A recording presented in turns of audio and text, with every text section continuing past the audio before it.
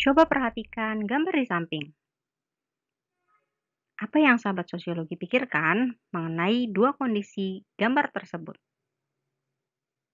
Apakah gambar tersebut merupakan contoh dari ketimpangan sosial?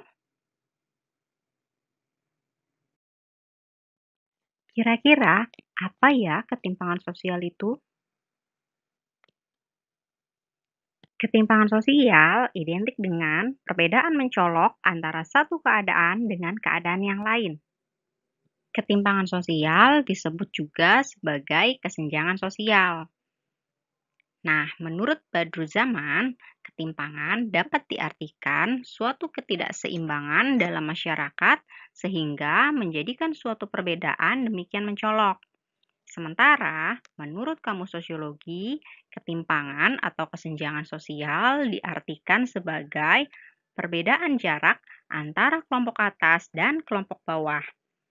Nah, kelompok atas ini dapat dimaknai kelas, golongan, kekuatan, atau pengaruh yang lebih menguasai dan dominan.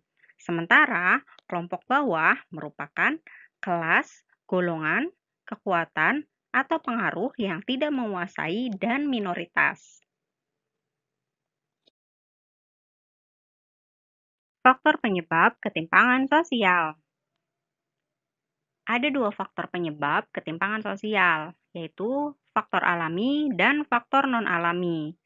Faktor alami meliputi perbedaan sumber daya alam, letak dan kondisi geografis.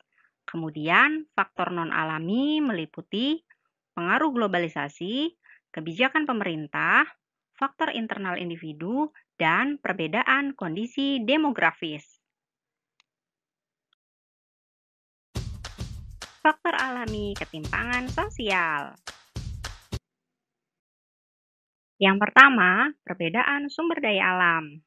Seperti kita tahu bahwa di setiap daerah memiliki sumber daya alam yang berbeda. Misalnya, di daerah pedesaan dan perkotaan yang memiliki sumber daya alam yang berbeda.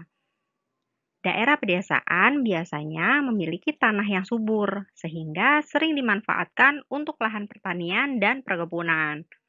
Sementara daerah perkotaan lebih dimanfaatkan untuk perindustrian dan pusat perdagangan. Akibat perbedaan ini, maka kemampuan suatu daerah dalam mendorong proses pembangunan juga berbeda. Jadi, tidak heran ya jika terdapat wilayah maju dan wilayah kurang maju. Yang kedua, letak dan kondisi geografis. Keadaan geografis merupakan kondisi geografis yang terdapat pada suatu daerah, misalnya dataran tinggi dan dataran rendah. Masyarakat yang menempati daerah dataran tinggi maupun dataran rendah, mereka akan beradaptasi sesuai dengan kondisi geografisnya masing-masing. Nah, kemampuan manusia mengelola daerahnya sesuai dengan kondisi geografis mempengaruhi perkembangan daerah tersebut. Ada daerah yang berkembang menjadi kota, namun ada pula daerah yang berkembang menjadi desa.